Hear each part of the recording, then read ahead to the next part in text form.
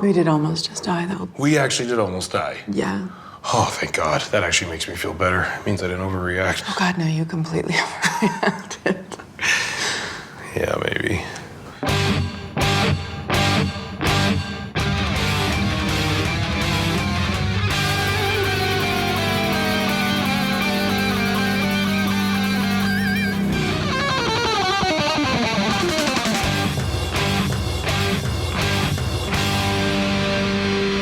Welcome to the Mad Max Minute. I'm Rick. And I'm Julia. And today we are watching 2019's Long Shot, directed by Jonathan Levine, written by Dan Sterling and Liz Hanna. It stars Charlize Theron, Seth Rogen, and June Diane Raphael. I think this movie was a choice of mine. It was. Because I'm in a bit of a political drama phase, a la West Wing and Madam Secretary, and this is like a comedic spin on all of that. Okay, you're constantly in a phase of watching West Wing. Like, that is your default state. It is, but, you know, I take breaks sometimes. I watched The Witcher. But this was also your choice because you wanted to watch something with Charlize Theron in it that wasn't like Atomic Blonde, where it was just more action. Yeah, I wanted to see her do something different, which, I mean, for her in the grand scheme of things, this isn't like out of left field different. She does have excellent range, but I wanted something very different than Furiosa. And watching the trailer for this, it is definitely different from Furiosa. I'm excited. We just watched the trailer and I laughed. Oh, yeah. I'm really looking forward to this movie. This is the first movie that we've watched in this round of hiatus content where the trailer did elicit a laugh from me. It's entertaining in a comedic way, and I am so okay with that. The inclusion of Seth Rogen. I think he's funny, but generally speaking, he's not my type of comedian. I don't particularly enjoy his movies in general. But I think the inclusion of someone of such high class as Charlize Theron and June Diane Raphael, both of them, brings this Seth Rogen comedy just a couple notches more towards my type of comedy. I think it's a great balance. We'll see how it actually pans out, but from the trailer, it looks like a great balance. The short summary from IMDb says, journalist Fred Flarsky reunites with his childhood crush Charlotte Field, now one of the most influential women in the world. As she prepares to make a run for presidency, Charlotte hires Fred as her speechwriter and sparks fly, which I think they did a good job of conveying in the trailer. That is exactly what happens in the trailer. I don't think this is going to be a particularly complex movie. It's not like Legend where, you know, we're wondering if one of them is going to be a legend and one of them isn't. And, you know, there's complex things going on. It's not that movie. I think it's relatively simple. Now, one of the characters in the trailer, which everyone's going to hear, I'm going to play the trailer like I usually do, but there was one character in the trailer that said that it's like Pretty Woman, except Charlize Theron is Richard Gere and Seth Rogen is Julia Roberts. Now, I, grand admission here, have never seen Pretty Woman. I'm okay with that admission. Okay, have you seen it?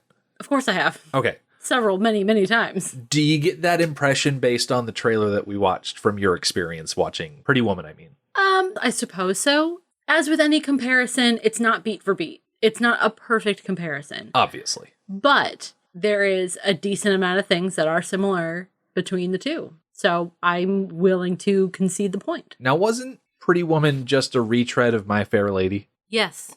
I'm not sure I knew that before you just made that statement. But yes, it was. I mean, I've seen My Fair Lady, so I guess that's how I justify never seeing Pretty Woman. But the whole idea of the high-class person raising the low-class person out of obscurity, I don't get the sense that that's what the story is going to be. Okay, between the three movies, between My Fair Lady to Pretty Woman to Long Shot, there are lots of similarities about one posh, beautiful person and one scruffy, less successful person. Scruffy is a good word to use. Yes, coming together in some way. That translates across all three. What doesn't translate is motivation. Right. The motivation in all three of those is different. So the motivation is what makes the story unique. Yeah, I'm very much looking forward to watching this because we're so used to at this point, seeing Charlize Theron as the hardened badass. I think it'll be nice to be able to see her, I guess, cut loose a little bit, be comedic. I'm trying to think what else she has done that is really comedic. Taking a quick look through her IMDb listing, I'm seeing a lot of, she was in A Million Ways to Die in the West. We never saw that movie. I think it was kind of in the running to fill this spot. Mm-hmm. And we chose this movie as opposed to A Million Ways to Die in the West. But that's also, just a purely comic movie. She does a lot of action. Mm-hmm. Oh, she was in That Thing You Do. No kidding. Yeah. All right. Anyway, I'm looking forward to seeing her be funny. Yeah. So what I'm going to do is we'll stop here. I'll play the trailer for everybody, and then we'll come back, and you'll get to hear what we thought about it.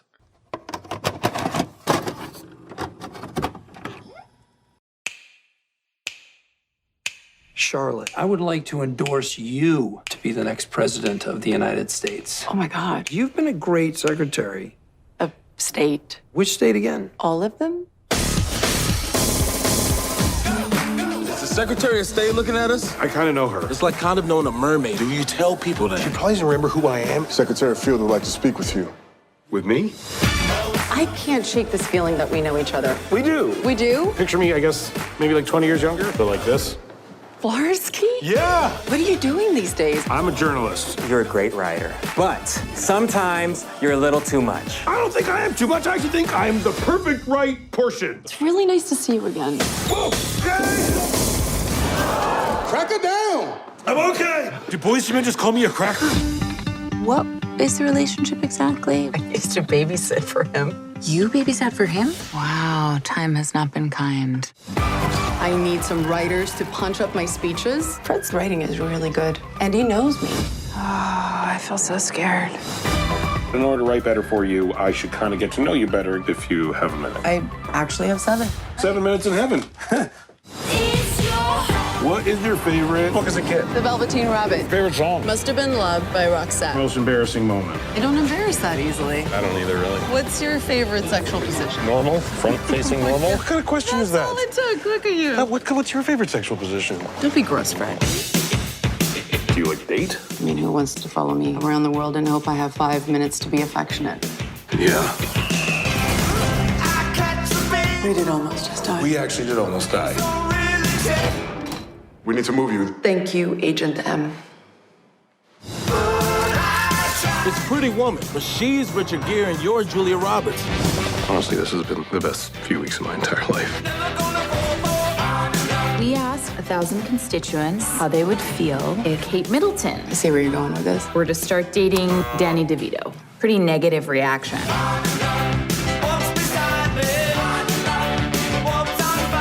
The last time you got high was at a Swing Doctors concert. We had a situation. I'm in so much trouble. What's happened? Are they out of water? Wow, he's so bendy, huh? Ouch. And we're back. Julia, what did you think of it? Overall, I liked it. It delivered on its premise. Its premise was, hey, I'm a rom-com. It was a rom-com. It was very funny. There was a couple points where we laughed out loud. Uh-huh. And that's very satisfying. And it was a bit formulaic, but that's okay. I think we kind of knew that going in, that this is a rom-com. It's going to be exactly what you think it is. But it was fun. Honestly, I feel the same way. Like, I had a good time watching it. I enjoyed the hijinks that ensued. A lot of the characters really stood out to me. All that being said, though, I wouldn't necessarily call this movie very memorable. I'm going to agree with you on that point. 2-3 days from now, are we really gonna remember much from this movie? No, we're not. And again, that's okay. Not every movie needs to be life-shattering. Right. Especially in this genre of romantic comedy. This isn't the stuff that lasts. How many of our favorite movies ever are rom-coms? I mean, they exist for sure, but I'm really starting this off with a glowing review, huh? I really did enjoy it. But I agree that I'm probably not going to seek it out again. I mean, honestly, if I could steal something from Jeremy Johns on YouTube, I would rate this somewhere in between a good time, no alcohol required, and a not going to remember it in T-minus 2 days. That's a fair review, and I think you can be both. It was a good time, but that good time doesn't have to last. Yeah. I think the important thing is that it fulfilled the reason why we watched it. Oh, for sure. We got to see Charlize Theron as a non-action movie character. She was delightful. Oh, absolutely. She was very funny. I liked her chemistry with Seth Rogen. I never would have thought of putting them together as certainly not. a romantic pairing, which is, of course, most of the comedy of this movie is that they are a romantic pairing. Yeah, most of the conflict in this movie is also Yes. centered around that. It's kind of the whole point. Yeah. But they did well together. Charlize Theron, she does well with comedy. She had no problems there, I thought. And Seth Rogen being a romantic lead, I think it's not his forte, but again, that was the point. Right. His forte is comedy. And in the movie, his character's forte is comedy mixed with journalism. And that's why he's there. That's why he is where he is. I actually really enjoyed Seth Rogen, which actually surprised me. I'm not the kind of person that is an avid Seth Rogen fan. I don't search him out in films. If he shows up, I'm not upset, but he's also not the draw for me. He's not that type of guy for me, but I was very pleasantly surprised by how his character was portrayed and written. One of the big things I wanted to talk about, and we'll jump right into it, even though it's something towards the end of the movie, I loved how at the end of the movie, and he had his grand epiphany after talking to his best friend Lance, when he realized that when you love someone, there are certain compromises that you make in your life in order to be with that person. And the big idea was that Lance was downplaying his personal politics and personal religious views in order to remain friends with Fred, Seth Rogen's character, who they'd been friends all their lives. And Lance knew that those aspects of his personality would upset Fred, but he loved Fred to the point where he downplayed those things.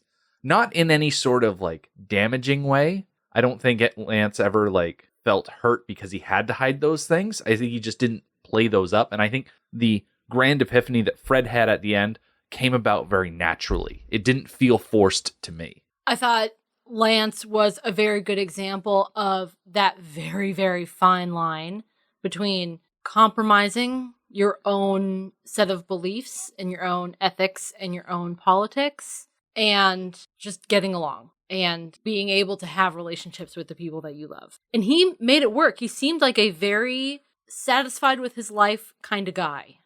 He seemed to have it together and he seemed to be generally happy. So yeah, I don't get the sense that he was at all compromising, just making it work. Because at the end of the day, the relationship that Lance and Fred had was not based on their own personal politics or their religious viewpoints or anything like that. They had a friendship because they had known each other for so long and their personalities meshed and all of that. And so it didn't get between them. And so when Fred was put in that situation where you have the choice, you can either be with Charlize Theron's character, or lose her forever in the name of public imaging or whatever it was. He came to the realization that, okay, their relationship is not based on his personal style and the way that he portrays himself to the world. And so he's finally said, okay, you know what? I am willing to change the outward facing elements of myself if it means that I can stay true to the person that I am inside. Not that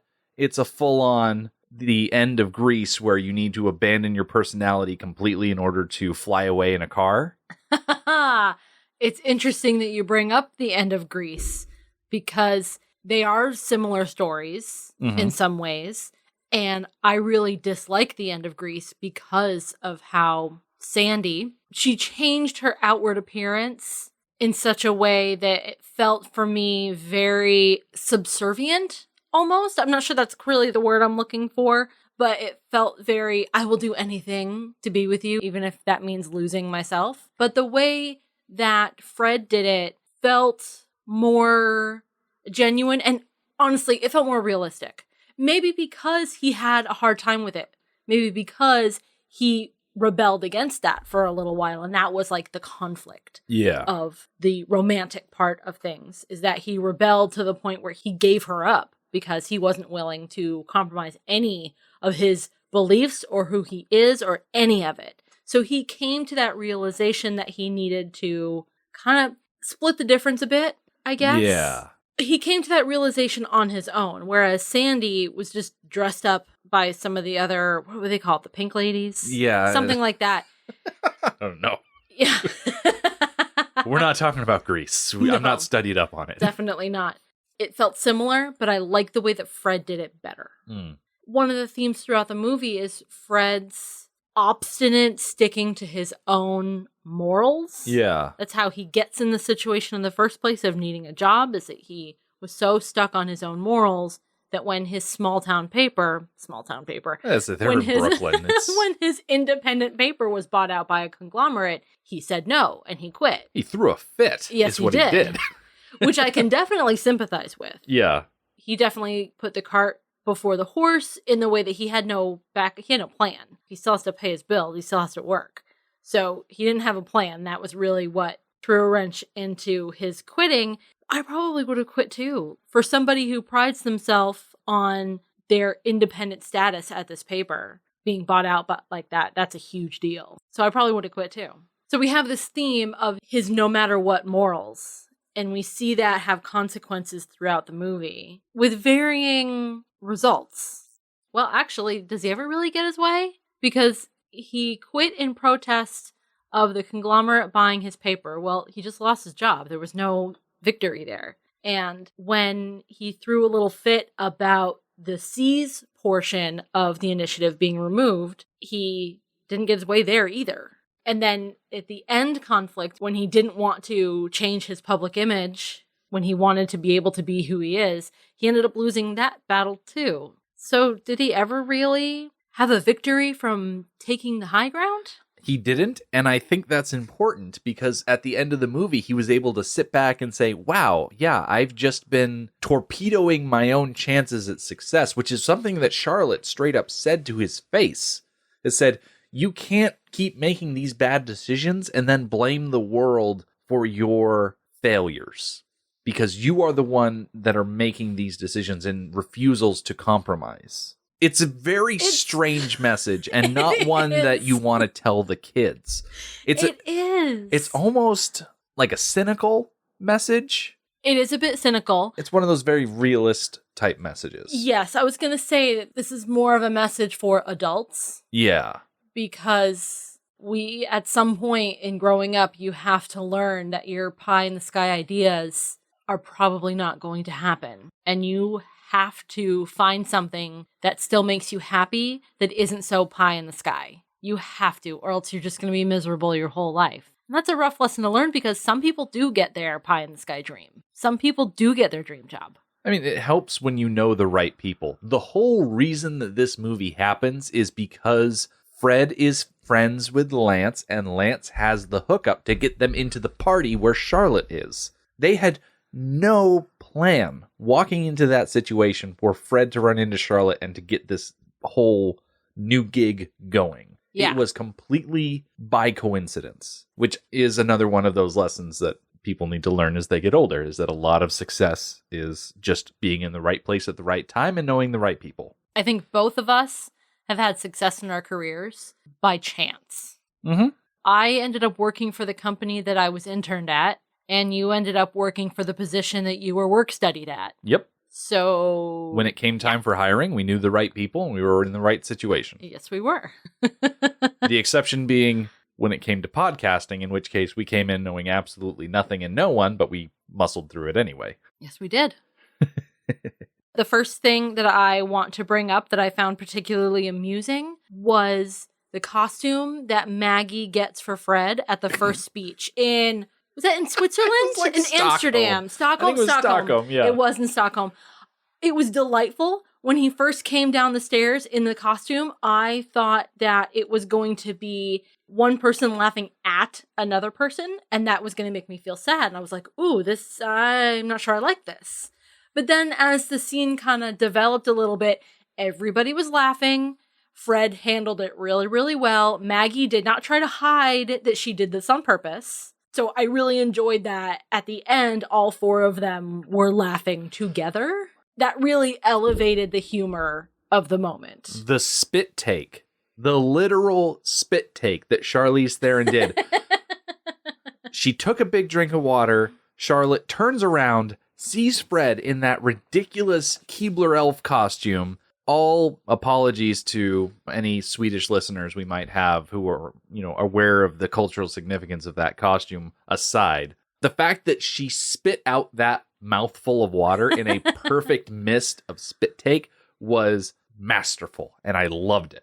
I would love to see a behind the scenes reel of filming that scene. I like the idea that Charlize Theron hadn't seen the costume before, and that spit take was real. I conjure that image in my head, and I find it delightful. Even if it wasn't the case, Charlize Theron is such a good actress that she could just sell it as that being the first time she saw it. Oh, for sure. Yeah, she's just that good.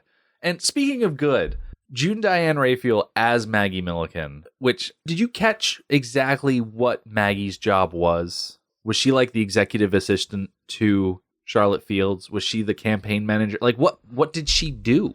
I'm not sure. She did seem to be quite focused on scheduling and image. Yeah, because Ravi Patel as Tom, he was the one that was always listing off the itinerary. So I kind of assumed he was the scheduling guy. Yeah. And that she was more like the image consultant. Okay, so everything I know about the Secretary of State, I learned from Madam Secretary. Good source, I suppose. I'm assuming. I suppose she could be her chief of staff, but the chief of staff often, at least in Madam Secretary, is often off doing other things because they're busy implementing all the stuff that the Secretary of State wants them to do. But Maggie was by Charlotte's side all the time. Yeah. So I'm thinking that Maggie and Tom together as a team were her assistants, secretary, scheduling, maybe even some PR responsibilities, imaging, stuff like that. That makes sense to me. Almost a handler type. Yeah. I am curious what exactly their job titles are, but I think those were the functions that they were filling. Yeah. I don't necessarily see June Diane Raphael in a lot of things. My major exposure to her is How Did This Get Made? The podcast. Yes. And it's fun to see her acting. I know she's in TV shows and other movies and things like that. I don't seek them out. I only have so much time in the day. But it was a delight to see her. It was very nice to see her. Yeah. And Paul Scheer even got a little cameo thing as one of the Fox and Friends stand-ins. Yeah. We'll talk more about Fox and Friends later. I actually want to keep talking a little bit about Maggie because I feel like that was one of the standout performances in the movie. Just because she was always there in the background in pretty much any scene. I didn't always agree with the things that she was saying because I was invested in this Charlotte Fred story, and she kind of represented an antagonist to that storyline. But the more time that she had with that storyline, the more she really came around to it. Not that she was ever fully on board with it, but every time she came in, I really enjoyed seeing her in the scenes, and I really enjoyed watching her act. I agree.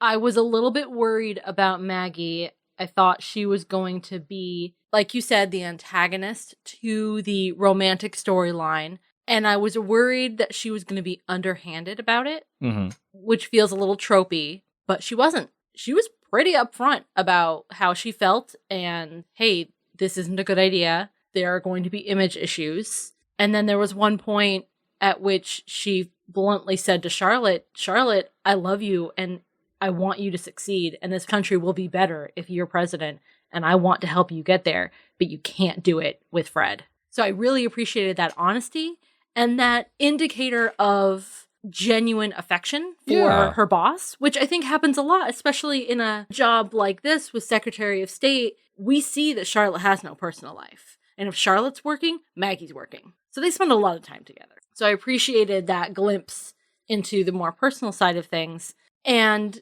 she never pretended to be anybody's friend and wasn't their friend. It was, used some comedic effects sometimes between her and Fred, which was lovely. It was funny. There was a couple of funny moments about how they don't get along. There was potential, I think, for the storyline to turn into something like Maggie going behind Fred and Charlotte's back to help the political antagonists do their misdeeds for Maggie's own gain. She never did anything like that. Her misbehaving was all personal and relatively upfront. And I'd say relatively harmless. Like dressing up Fred in that outfit for the Stockholm event. Yeah. That wasn't going to be politically ruinous.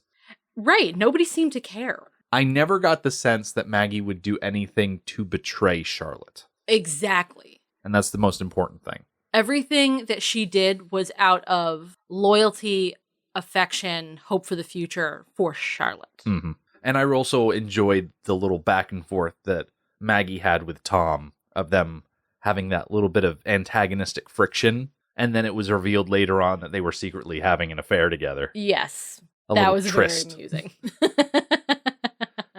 But speaking of antagonists, how about that Andy Serkis getting covered in makeup to turn into that Roger Ailes stand-in? Yeah, when we saw Andy Serkis in the credits, we were like, what? Who was that? Wait, what? We had to look it up. I had absolutely no idea. Mm. I think the character was used to great effect. I think he was properly revolting. Mm-hmm.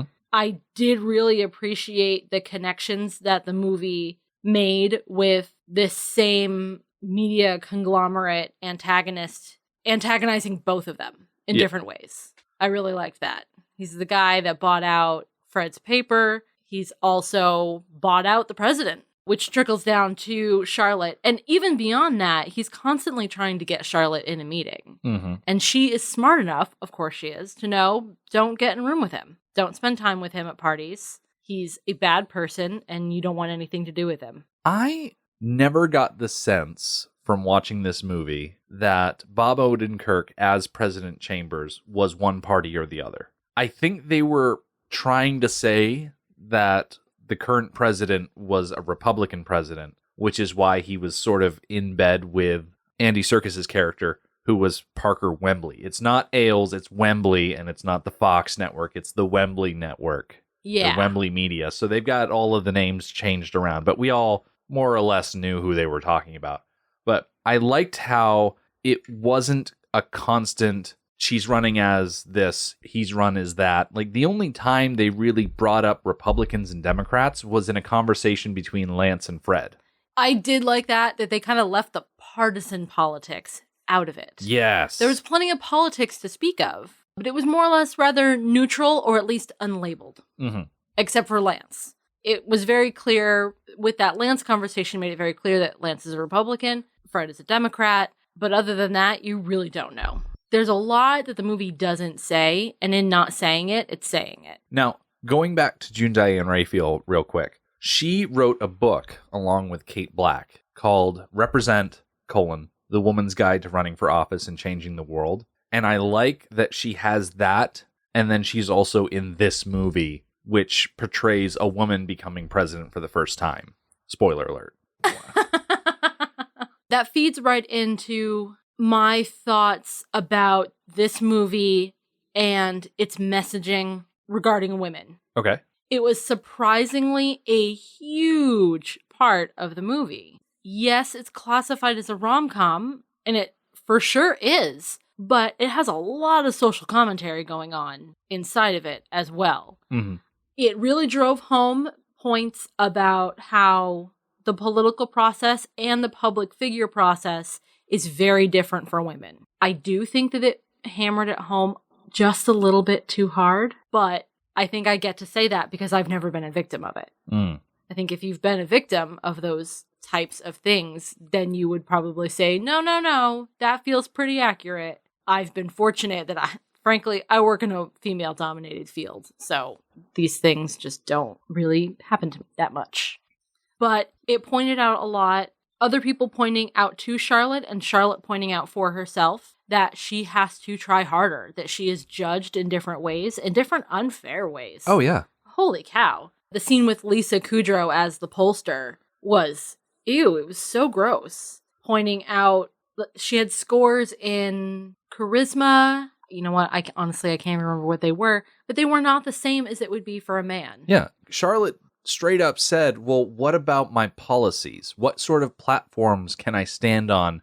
And Lisa Kudrow, her character, straight up said, oh, we don't worry about platform. Yeah. It's all about these personality traits. Those are what we need to focus on. And for the most part, Charlotte's numbers were really good. They were all in the low 90s. I don't know what that means, but they were all really good numbers. They didn't give us enough information to know what those numbers meant. No, not at all. I really have no idea. But I don't know, 90s sounds good. Yeah, but when Charlotte was talking to Fred on the plane, she's like, okay, I can't appear to be angry because then I'm too emotional. I can't be to this because I'll be then to that. You know, there are so many labels that could get thrown onto her, and she has to walk a very narrow line in order to preserve the image that she's cultivated over the years of her career. And we see what that leaves her with. We see that she sleeps standing up with her eyes open. Micronaps. Micronaps, because she doesn't have time to actually sleep.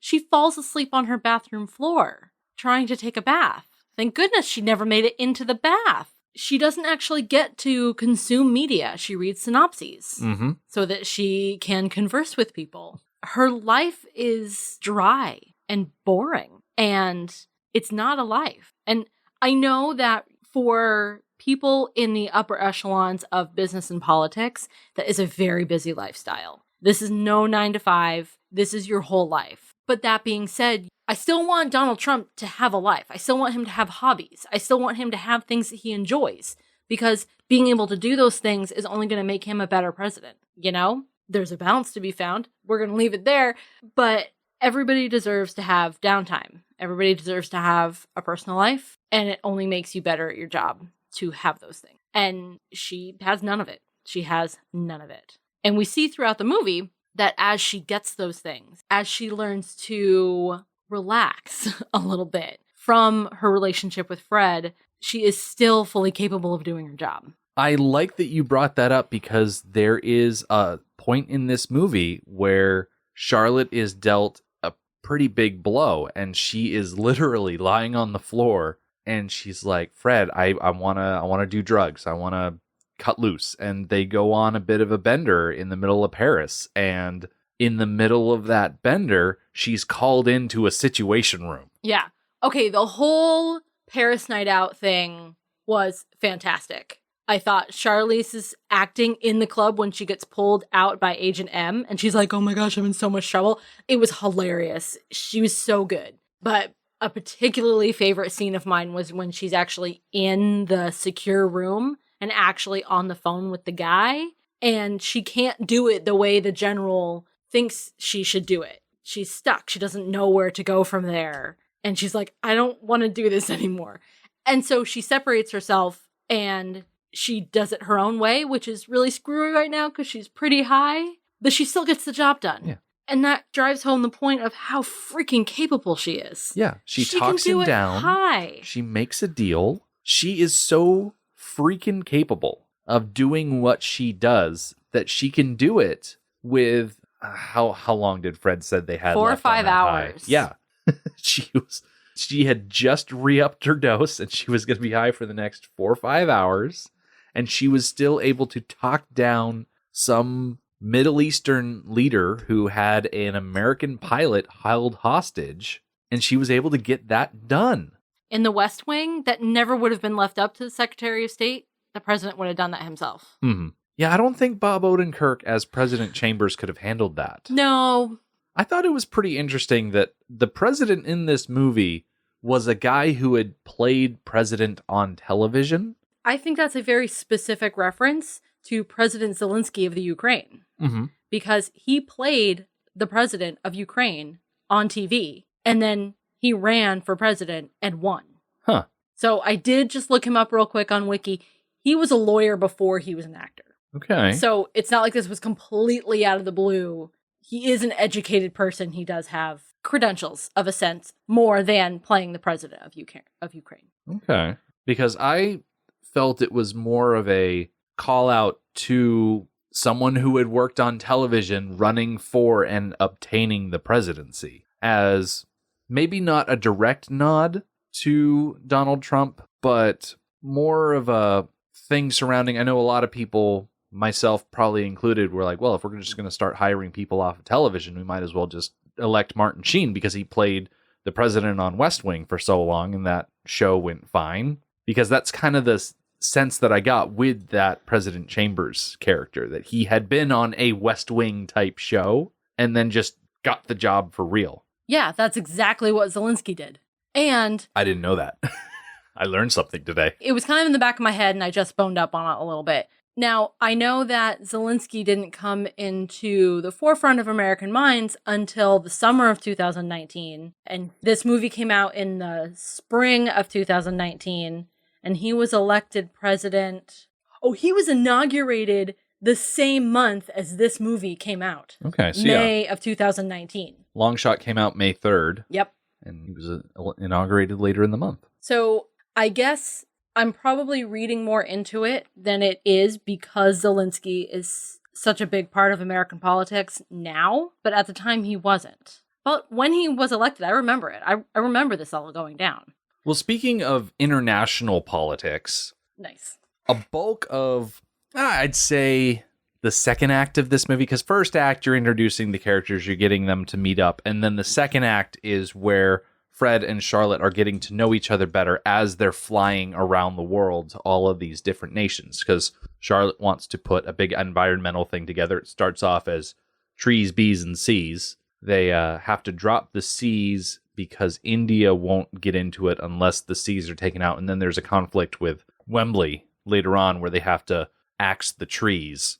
The important thing is that as they're going around, Charlotte is giving all these important speeches, and Fred is writing for her in order to make her more marketable to the American people. And in order for him to write more effectively for her, they're really getting to know each other in what feels like a really organic way, even though they're just going through a checklist of different fun facts about each other. I agree that it was nice and organic. It did feel really good. Fred comes to talk to her in her office, talks about, to be a better speechwriter, I need to get to know you. I need to be able to write in your voice. Mm-hmm. So we're going to work on that stuff. So that as a framework for the montage that ensues did feel really good. It started us on the arc, on Charlotte's arc of her loosening up and finding joy in things and Marie Kondoing her life. It reminds me of this podcast that I listened to when we were driving home from Virginia one Christmas. And I listened to the whole thing. It was kind of mini-series style. It was like 6 episodes or something like that. Okay. And it was called, I don't remember if this is exactly what it was called, but this was the premise. It was 36 questions on how to fall in love. Like if you answer these 36 questions, it can make like anybody fall in love. Okay. So they built a dramatic story around these 36 questions, and it was happy and sad and heartbreaking and all that kind of stuff. And it was a musical, by the way. Okay. Anywho, so it reminds me of this idea of these 36 questions where they're really just like sharing with each other. They're really basic questions like favorite this and least favorite that and a bad memory and the thing you love most about your mother and things like that. Really basic stuff. Is what we were hearing in this movie. Exactly. But throughout telling the stories and sharing with a partner, it brings the relationship to a deeper level. Uh-huh.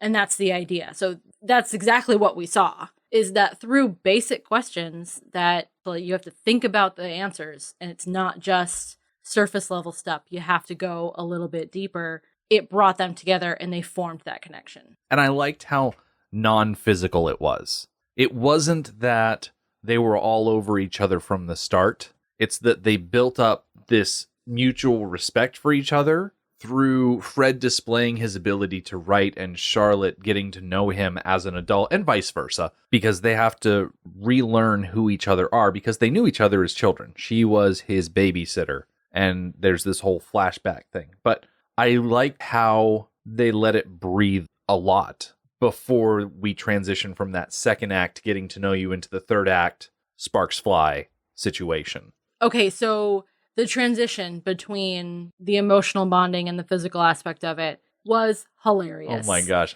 If you're going to put a sex scene in a movie, watch this one. It's a great example of making it funny. but not embarrassing. Nobody was embarrassed. It was funny, but not embarrassing. Oh my gosh. The way that they started that scene of them in Lisbon and they're in the hotel room and he's like, oh man, you'd never know there was a civil war. And then all hell breaks loose and they have to run to the safe room. Everything's blowing up. They're carrying people. Like Charlize Theron has a guy over her shoulders that she's carrying to safety. And Seth Rogen is like dragging this lady by her leg.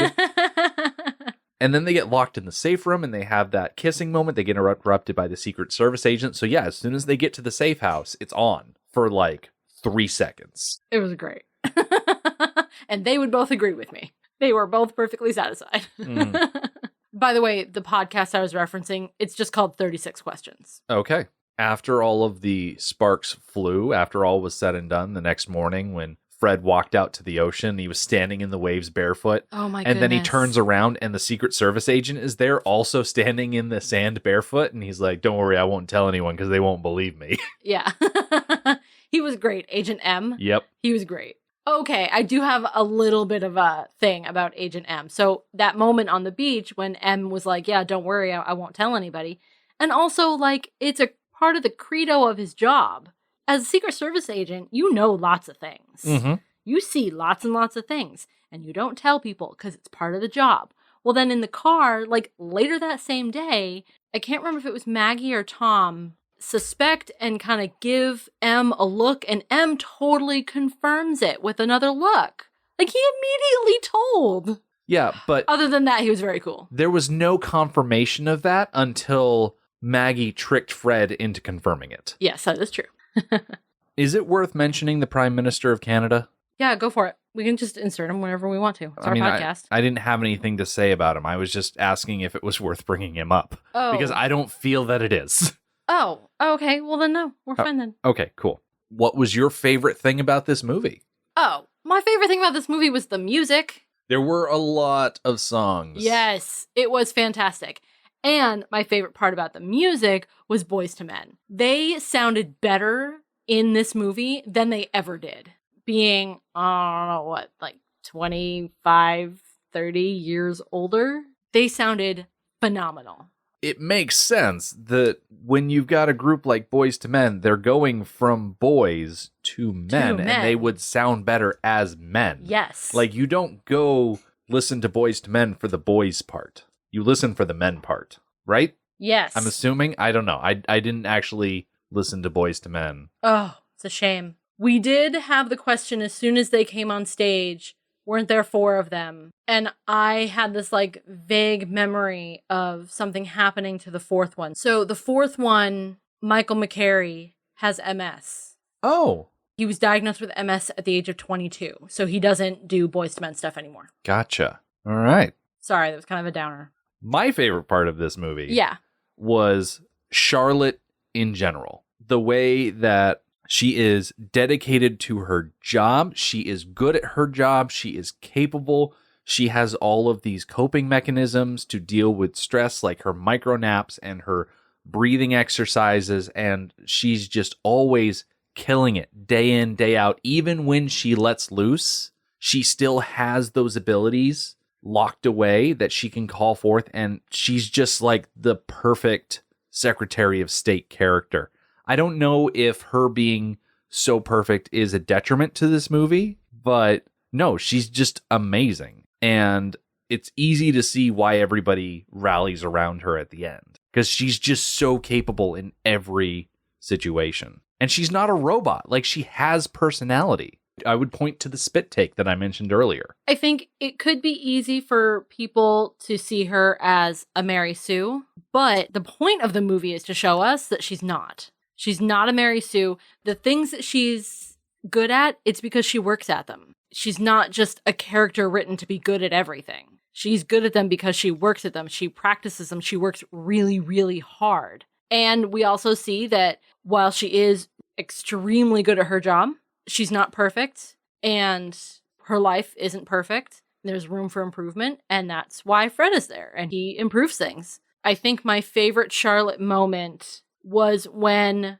Maggie and Tom built a wall around her so that she could eat skewered food. She proceeds to eat the skewered food very bizarrely. So she's got like, we'll say like a pencil. She eats it tall way, like this, instead of taking it horizontally and eating it like a corn on the cob. Mm-hmm. And that was excellent. I mean, there are little things that they built into Charlotte to make sure that you knew that she wasn't absolutely perfect, like her inability to wave. The elbow. That was great. Can't remember the verbiage that they used. They were like, people find it disconcerting or like something. Unsettling. The amount of elbow. That was really great. And maybe she's better for her foibles because nobody likes people who are perfect.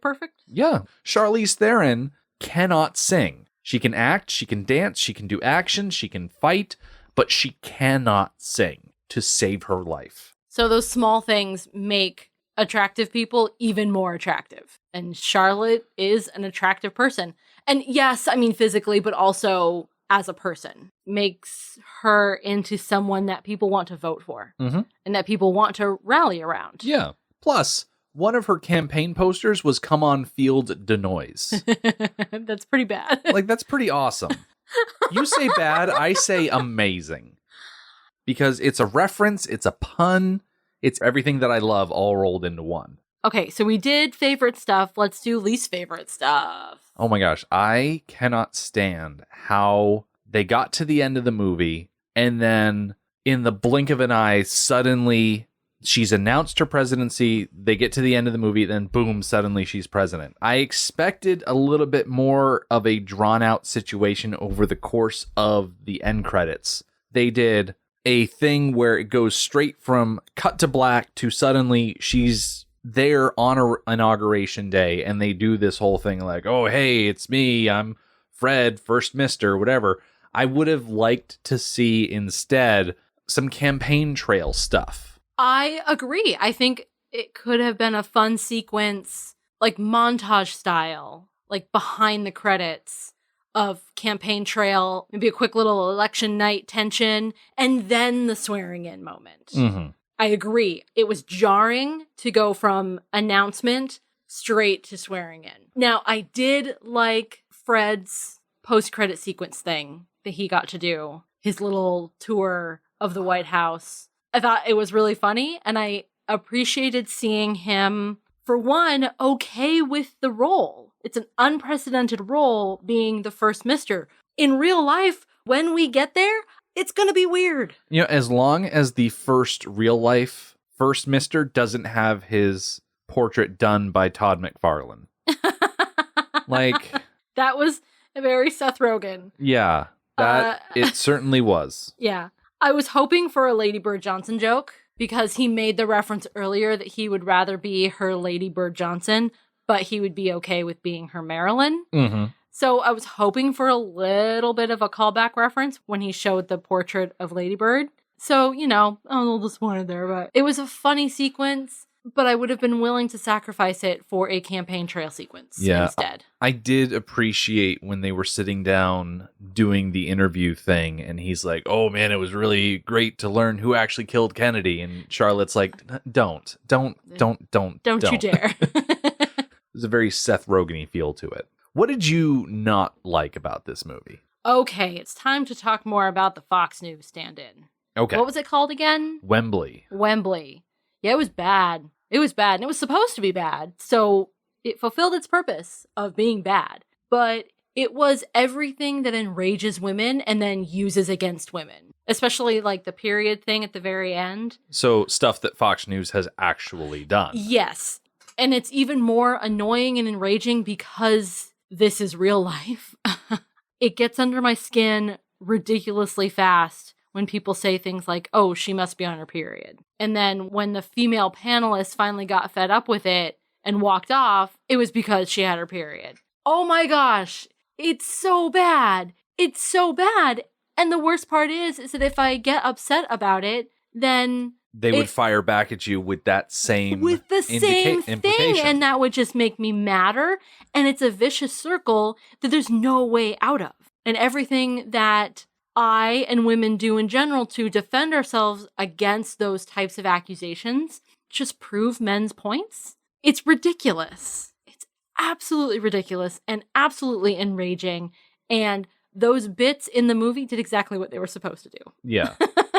There was one sequence that featured the Wembley Fox and Friends stand-in where you had 3 different news networks that were all talking about actual news. Then the Wembley news pops up and it's talking about something that is not related to the political topic that the other 3 were talking about it, but it's something very pointed and focused on gender. Yes, it was. Something that is literally textbook sexist. Which is definitely a commentary / parody level. I think this particular parody gives the other networks too much credit, to be honest, because Fox isn't the only network that does this. I do not have specific examples. It's just they're not the only sexist commentators. They're not the only sexist network out there. They're just the most blatant. They're the most blatant, yes.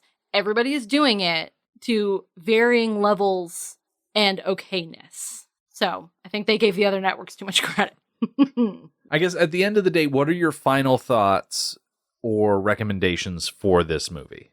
So my overall is that I'm proud of the movie for not being just a rom-com. It definitely hit those notes, but it had more to say. And not just in one way. It had a lot of things to say. It actually had a lot of things to say about a lot of different areas. And I appreciate that they took screen time to make those points. So I would definitely recommend people to watch it. If you want just a funny rom-com, it'll fill that for you. It'll do that. If you want something more, it can do that too.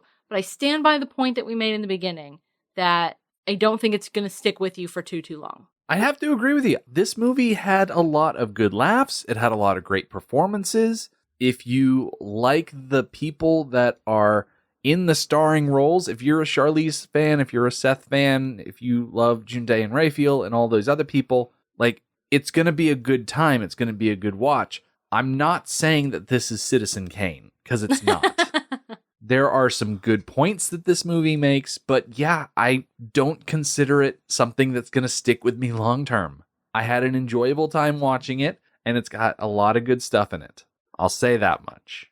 And I'm certainly not sorry that we spent the time watching it. Exactly. It is a solid 2-hour-long movie. IMDb says 2 hours, 5 minutes. That's a long movie. This is not a little feature-length one and done in an hour and a half. You know, I'm kind of surprised to hear you say that. It did not feel like a 2-hour, 5-minute movie. Let's see, it did go pretty quick. Yeah. There are other 2-hour movies that we've watched that definitely felt a lot longer. But no, this one, definitely worth checking out.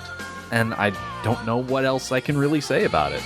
The Mad Max Minute podcast is a fan project by Rick and Julia Ingham. The Mad Max franchise was created by George Miller and Byron Kennedy, is presented by Kennedy Miller Mitchell Productions, and distributed by Warner Brothers. Longshot is presented by AG Studios, Denver and Delilah Productions, and Point Grey Pictures in association with Good Universe. Mad Max Minute is produced and edited by Rick Ingham. Our opening music is Verdi's Dies Irae by Daniel Batista of danielbatista.com. Our home on the internet is madmaxminute.com. You can follow us on Twitter at madmaxminute, like us on Facebook by searching for Mad Max Minute, and join our Facebook listener group, Mad Max Minute Beyond Microphone. If you'd like to support the podcast, visit madmaxminute.com, where you can check out our TeePublic storefront by clicking the store link, join our Patreon by clicking the support link, or make a one-time donation by clicking the donate link.